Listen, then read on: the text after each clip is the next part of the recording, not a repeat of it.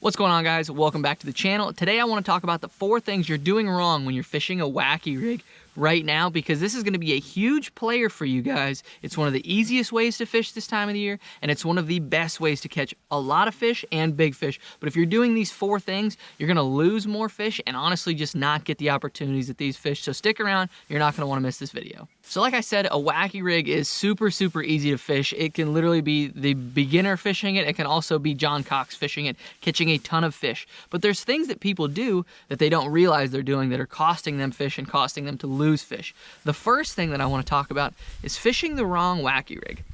Not all senkos are created equal. You know, right here I have a Yamamoto 5-inch rigged up, wacky rigged. And it's one of the best baits out there, right? It's one of the original senkos, but it also has the highest salt content, and it also has one of the highest sink rates out of any of the wacky rigs or the senkos. And so that's great when you're fishing deeper. When I'm fishing a wacky rig deeper than 4 feet, this is fantastic. Or if I'm trying to fish a wacky rig really fast, I love fishing this bait. But if I'm fishing shallow, it sinks too fast for me. If I'm fishing shallow in grass specifically, it's gonna sink so fast that a lot of times those fish don't have time to react, and then it settles in that grass or it settles in the bottom, and those fish don't have a shot at it, and you're getting it caught up in the grass and whatnot. And so I will fish this bait when I'm fishing deeper than probably 3 feet. If I'm fishing shallower than 3 feet, I like to go to a Strike King shimmy stick. It's one that really you don't ever hear about, and it's one that is available at Walmart for super cheap. That's honestly the only place I can ever find it, is at Walmart. And it just has one of the slowest, best sink rates that's out there, because everybody likes yum dingers, but when you throw a yum dinger in the water, when that bait falls to the side a lot of time. A Strike King shimmy stick has a nice straight fall, and it literally falls incredibly slow.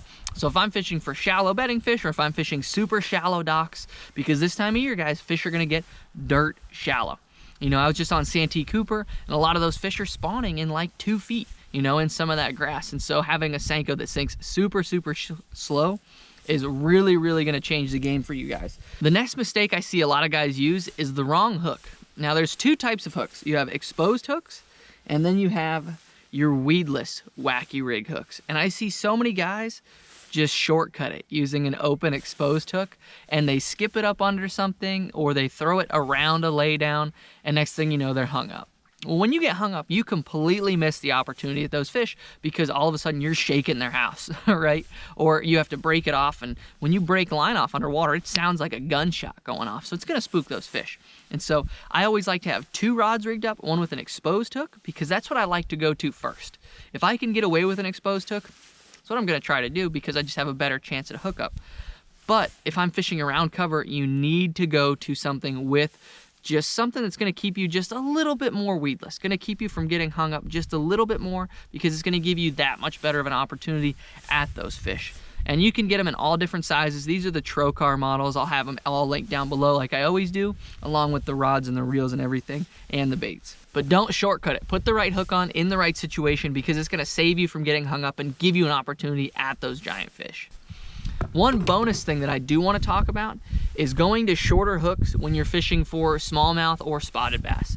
Because what happens when you set the hook in that fish's mouth is when it eats that bait, a lot of times that hook is turned around, and you have to be able to turn that hook all the way back around. And so if you're throwing a longer hook, you know, those spotted bass and those smallmouth have smaller mouths, so a lot of times you end up missing those fish, because when you set the hook, and the time it takes for that hook to turn around, it's already out of that fish's mouth. So if you're fishing for smaller fish in general, I would go to a smaller hook like this Trocar TK150 in a size 1 or a 1/0, because your hookup ratio is actually going to be incredibly higher. If you look at John Cox, who's an Elite Series member who loves to fish a wacky rig, he throws specifically smaller hooks just like this. He doesn't even throw larger hooks. And so that's by design, because you have a whole lot more surface area to hook up into with that wide gap right there. And as it's coming out of that fish's mouth, it's going to have a whole lot more opportunity to grab onto something.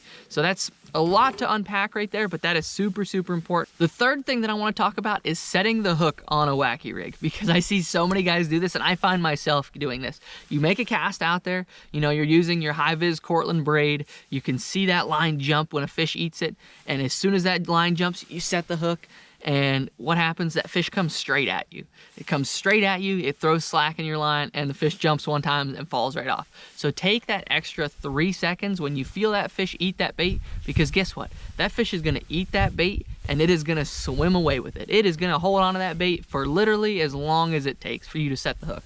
So don't be in a hurry, okay? When you feel that fish eat it, reel up to where you feel that rod tip start to load up and then hit them. Because then what's gonna happen is you don't have any slack, you'll get a couple good cranks in, that really drives that hook home, and then you can fight that fish all day around whatever cover you want, because you have that hook driven home. And if you're throwing the trocar hooks, they have a little bit bigger barb on them, and so what happens is once you hook those fish, it's not coming off. And so that's why it's important to reel up, get a good hook set on those fish, because now you have a good hook set and you can land almost every single one of those fish. It's one of the highest hookup percentage baits out there because it's just a single hook, and because of how well they eat it, you don't ever have to worry about them spitting it out. So if you don't have to worry about that, settle down. That's the biggest thing I can tell you. Settle down, reel into those fish, set the hook. It's gonna save you a lot of fish in the long run. The fourth and most important thing I want to talk about is guys throwing the wrong gear. You heard me mention the Cortland braided line. It's important when you're fishing a wacky rig to throw some sort of braided line. I like the Cortland line on there because it's a little bit more abrasive and it cuts through vegetation, and it does really, really good when you're fishing around cover.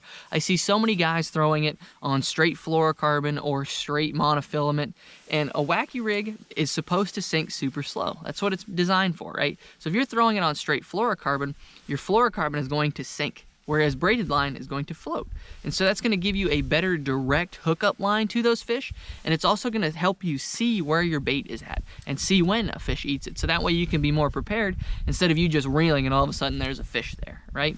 So get yourself some good line and get yourself the right rod. There's 2 rods that I really like. They're both Ark Invoker Tour Series rods, but the important thing is the 2 different actions. I like a 7-foot medium heavy, which is a little bit stiffer rod, and that is my skipping rod. That is the rod that I like to throw when I'm fishing around docks, when I'm fishing around grass, when I'm fishing around thicker cover, because it's a little bit stiffer rod. I can drive that hook home and really power those fish out of there. And that's important because a lot of guys go into it throwing a really, really soft rod, which isn't bad. It works really, really great. It's really easy to throw it on that, but you're gonna get your butt handed to you when you hook a 7-pounder and it's around cover, because it's gonna try to go into something and you're not gonna be able to stop it. So go with a little bit stiffer rod when you're in that situation. Now, if you're fishing, just going down the bank, fishing the edge of Kissimmee grass, or fishing just the edge of the bank, throwing a wacky rig because you're fishing, you know, for fish that are up shallow, and there's no real thick cover around you, I like to go to a 7-1 medium light in that Ark Invoker Tour, which again, I'll have linked down below, because if I'm throwing it to somewhere where I think that fish is gonna be spawning, it's flat, calm, I don't have any heavy cover around, I can make a whole lot better cast with that little bit softer tip. And then when I reel into those fish, I can really feel it a lot better. And it's my go-to rod, honestly. And it's my go-to rod when I'm fishing an exposed hook for the most part, because it's a little bit softer rod. It'll turn that hook and really drive that hook home. For more tips like this, subscribe to the channel to follow along. But God bless every single one of you guys. Thank you so much for watching, and I hope to see you guys in the next video.